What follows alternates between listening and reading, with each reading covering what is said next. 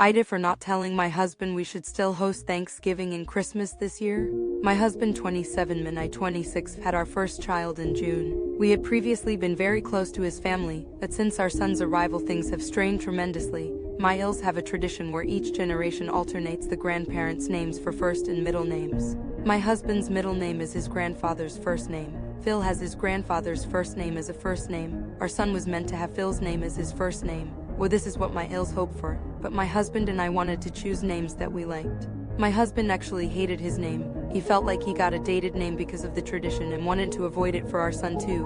We ended up choosing a name they didn't like or approve of, which made the whole thing more tense. They spent weeks trying to convince us to change it, and my husband shielded me from hearing most of it. But I was still aware he was experiencing their attempts on a pretty much daily basis. He ended up blocking them from our phones for a temporary period. He calmed down and told them they were not to bring it up again, and he was not going to tolerate them pressuring me. My P period has been rough. Even now I'm still not doing as good as I had hoped to be, but the first 3 months P were 3 of the worst months of my life, and I feel so guilty saying that because I love my son more than I love anyone or anything, but I was miserable those first 3 months and I'm still not there yet. It's improving. My ILs quietened down at first, but the first time we saw them again after everything, they brought it up again and said they wanted us both to hear them express why they were so upset.